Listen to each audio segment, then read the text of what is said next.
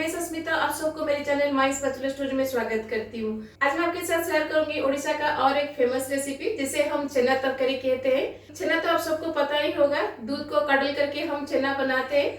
उस छेना से हम बहुत वेराइटीज ऑफ मिठाई तो बनाते ही हैं, लेकिन उसके साथ साथ एक सब्जी भी इसमें बनता है जो कि बहुत ही टेस्टी लगता है। और उड़ीसा में ये इतना फेमस है कि ये छोटे छोटे होटल से लेकर बड़े बड़े होटल एंड रेस्टोरेंट में भी बनता है। तो कैसे ये बनता है इसे जानने के लिए मेरे वीडियो को एंड तक जरूर देखिएगा, क्योंकि ये रेसिपी बहुत ही इंटरेस्टिंग एंड बहुत यमी सा रेसिपी है। अगर आपको आज की छेना तरकारी की रेसिपी अच्छी लगेगी तो अपने फ्रेंड्स एंड फैमिली के साथ जरूर शेयर कीजिएगा। अगर मेरे चैनल में नए हैं तो प्लीज सब्सक्राइब जरूर कीजिएगा। तो चलिए फिर बनाते हैं उड़ीसा का बहुत ही फेमस एंड ऑथेंटिक छेना तरकारी। छेना करी बनाने के लिए पहले हम छेना को बनाएंगे। तो छेना बनाने के लिए कढ़ाई में हम दूध को गर्म करेंगे। दूध गर्म करने से पहले कढ़ाई में हम लेंगे थोड़ा सा पानी, ताकि दूध हमारा नीचे से ना लगे।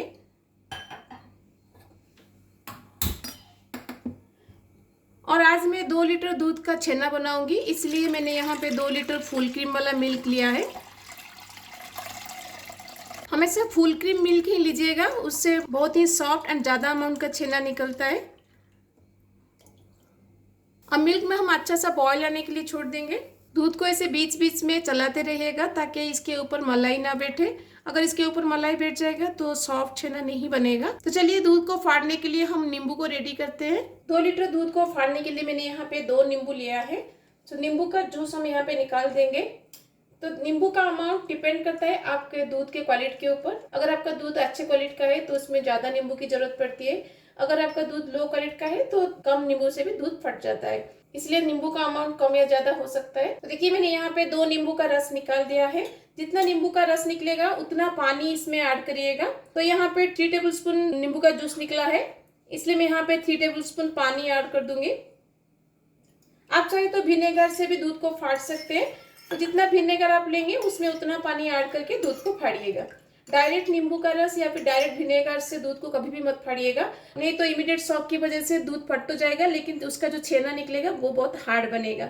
इसलिए उसमें थोड़ा सा पानी मिलाकर उसको डाइल्यूट कर लीजिएगा, फिर उसके बाद उससे दूध को फाड़िएगा। तो हमारा नींबू का पानी अभी रेडी है। चलिए हम दूध को फाड़ते हैं।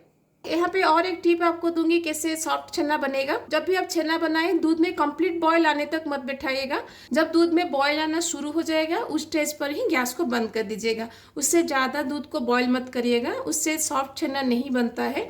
इसलिए आप देख सकते हैं इसमें अभी बॉयल आना शुरू हो गया है। तो इस स्टेज पर मैं गैस को बंद कर दूंगी और इमीडिएटली इसमें नींबू का पानी या फिर विनेगर मत डालिएगा। इसको हम 2 से 3 मिनट के लिए छोड़ देंगे ताकि उससे जो गर्म भाप है ना वो निकल जाए। फिर उसके बाद हम इसमें विनेगर या फिर नींबू का पानी डाल के उसको फाड़ेंगे। दूध को रेस्ट देते हुए 2 से 3 मिनट हो गया है। अब इसमें हम नींबू पानी को डालेंगे। नींबू पानी को एट ए टाइम मत डाल दीजिएगा, ग्रेजुअली ऐड करते हुए दूध को फाड़िएगा।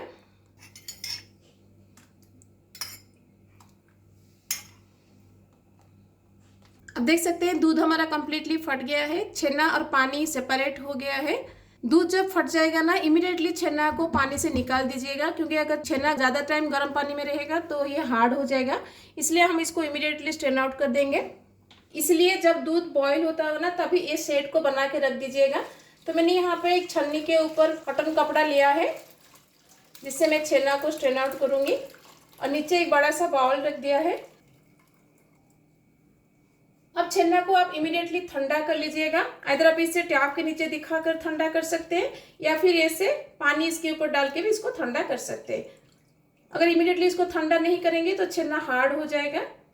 तो देखिए मैंने छेना को यहाँ पे 2-3 बार पानी में अच्छे से धो लिया है। अब इसको हम अच्छे से निचोड़ देंगे ताकि इसमें जो भी एक्सेस वाटर होगा वो निकल जाएगा।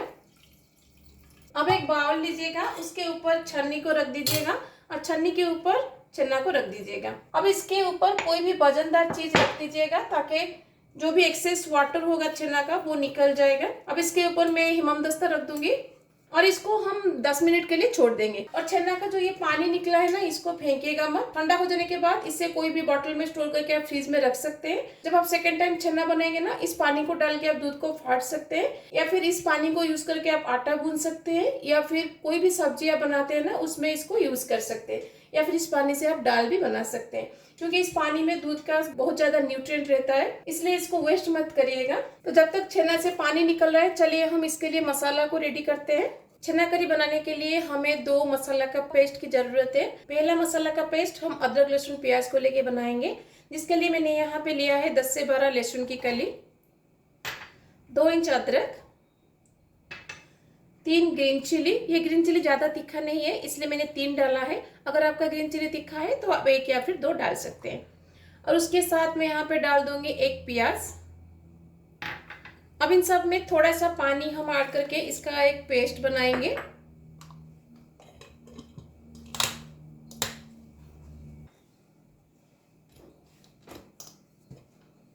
तो ये मसाला का पेस्ट हमारा रेडी है, इसको एक बाउल में निकाल देंगे।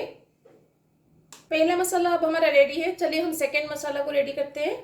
सेकेंड मसाला का पेस्ट बनाने के लिए मैं जार में लूंगी 2 टीस्पून धनिया, 1 टीस्पून जीरा, half tea spoon black pepper, 1 बड़ी इलायची और 4 छोटी इलायची, 1 इंच दालचीनी, 1 टेबलस्पून खसखस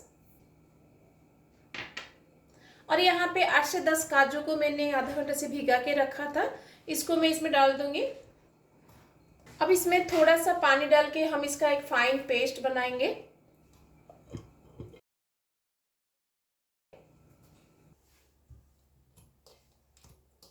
सेकेंड पेस्ट भी अब हमारा रेडी है। अब इसको एक बाउल में हम निकाल देंगे। छेना करी बनाने के लिए जो दोनों मसाला हमें चाहिए वो हमने रेडी कर लिया है। तो चलिए हम छेना को रेडी करते हैं। छेना को रेस्ट देते हुए 10 से 12 मिनट हो गया है। अब इसके ऊपर से हम हेमदस्ता को निकाल देंगे।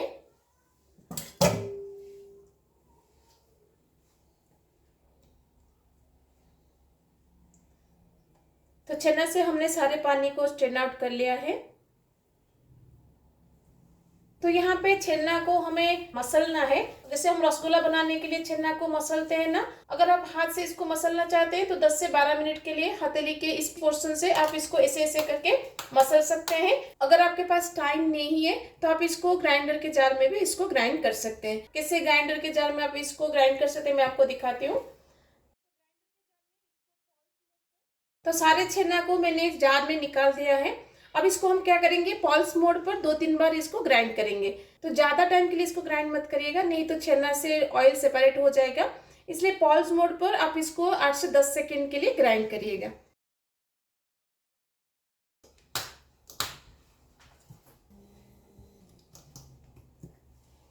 तो देखिए मैंने पल्स मोड पर इसको 2-3 बार ग्राइंड कर लिया है। तो अब इसको हम एक प्लेट में निकाल देंगे।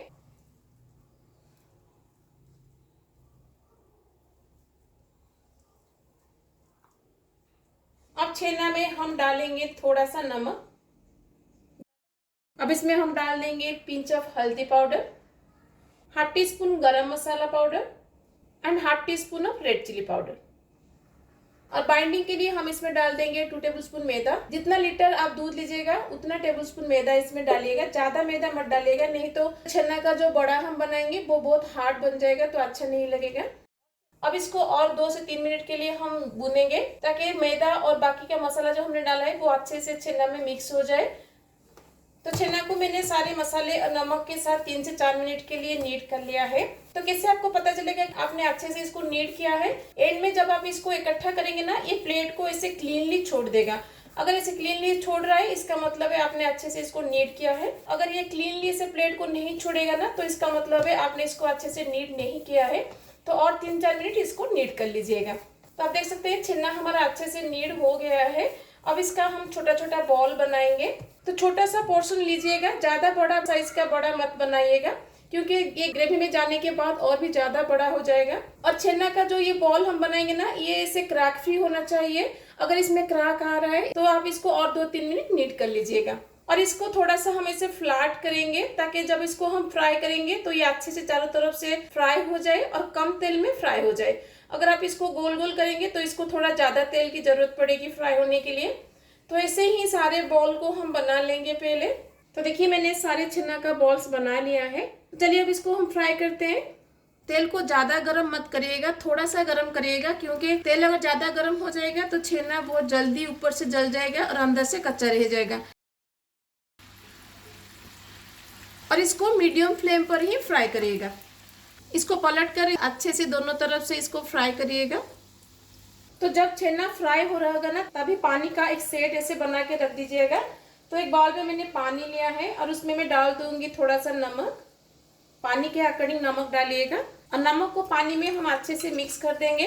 तो ये पानी का सेट मैं इसलिए बना रही हूँ ताकि जब छेना का बड़ा बन जाए ना, उसको हम इस पानी में डिप करेंगे। अगर आप इसको इमीडिएटली पानी में डिप करके रख देंगे 10 से 15 मिनट के लिए, तो छेना का बड़ा बहुत ही सॉफ्ट बनेगा। तो आप देख सकते हैं बड़ा हमारा कितना अच्छे से फ्राई हुआ है। मीडियम फ्लेम पर ही इतना कलर आने तक इसको फ्राई करिएगा, हाई फ्लेम में मत करिएगा। हाई फ्लेम में करेंगे तो ऊपर से ऐसे कलर तो आ जाएगा लेकिन अंदर से कच्चा रह जाएगा। अब इसको हम निकाल देंगे और नमक का पानी जो हमने सेट करके रखा है उसमें हम इस बड़ा को डाल देंगे।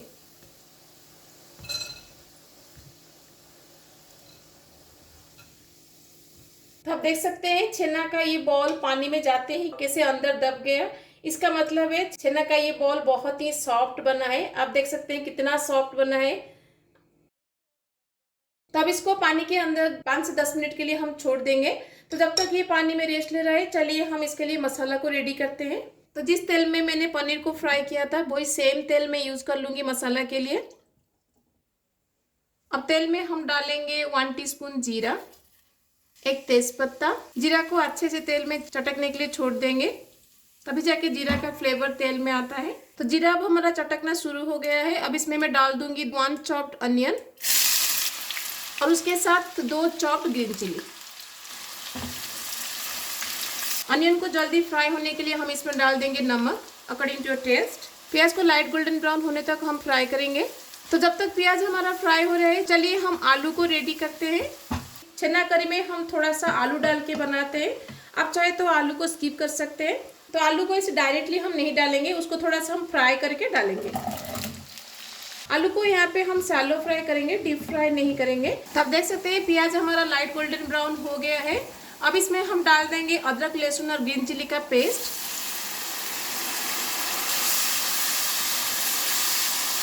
अब इसमें हम डाल देंगे हल्दी powder and red chilli powder.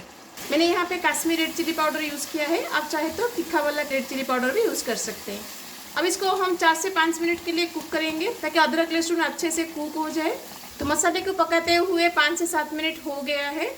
अब इसमें हम डाल देंगे टमाटर। तो मैंने यहाँ पे 2 टमाटर का प्यूरी बना के लिया है, आप चाहे तो चॉप करके भी ले सकते हैं। अब इसको हम और 3 से 4 मिनट के लिए कुक करेंगे ताकि टमाटर अच्छे से कुक हो जाए। टमाटर को पकाते हुए 4 से 5 मिनट हो गया है। टमाटर हमारा अच्छे से यहाँ पे कुक हो गया है। तो अब इसमें हम डाल देंगे खसखस और काजू का पेस्ट जो हमने धनिया और जीरा के साथ बनाया था। बाउल को धो के उसका पानी भी मैं इसमें डाल दूंगी। इसको वेस्ट मत करिएगा क्योंकि यही इस करी का मेन इंग्रेडिएंट है। तो देखिए मैंने आलू को यहाँ पे थोड़ा सा शैलो फ्राई कर लिया है। अब इस आलू को हम मसाले में डाल देंगे ताकि जब तक मसाला होगा आलू अच्छे से कुक हो जाएगा।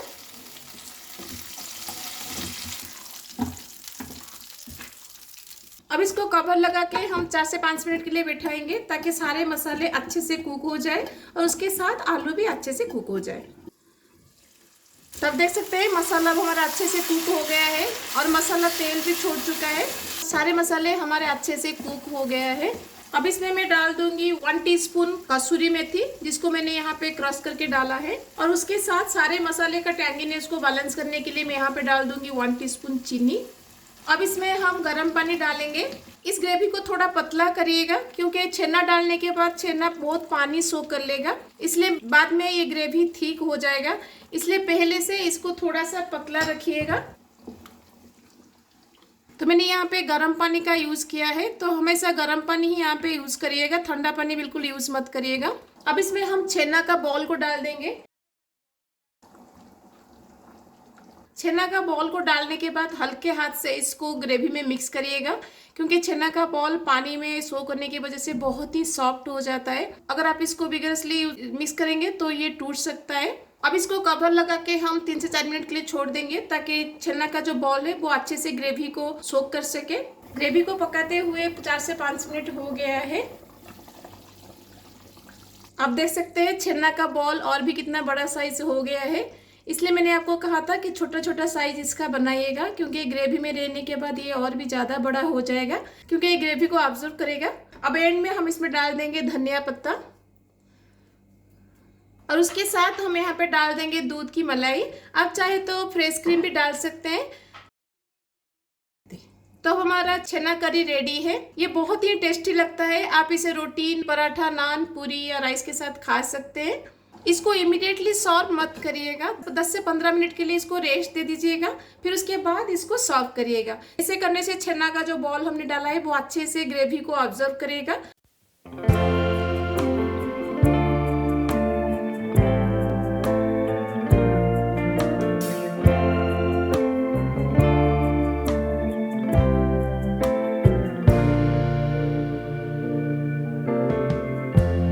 Lighten up, take me on your magic river. Tell me all your dreams align. Sign me up and tell me about the people that you know who are trying to feel. कैसी लगी आपको उड़ीसा का famous छेना तरकारी? ये बहुत ही tasty लगता है। एक बार घर में जरूर ट्राई कीजिएगा, देखिएगा सबको बहुत पसंद आएगा। ये बहुत ही यूनिक रेसिपी है और उड़ीसा में बहुत फेमस है। तो घर में एक बार जरूर ट्राई कीजिएगा। कैसा लगा मुझे कमेंट में जरूर बताइएगा। अगर अच्छी लगी तो अपने फ्रेंड्स एंड फैमिली के साथ जरूर शेयर कीजिएगा। अगर मेरे चैनल में नए हैं तो प्लीज सब्सक्राइब जरूर कीजिएगा। तो मिलते हैं और रेसिपी के साथ। Till then bye bye, see you, have a good day.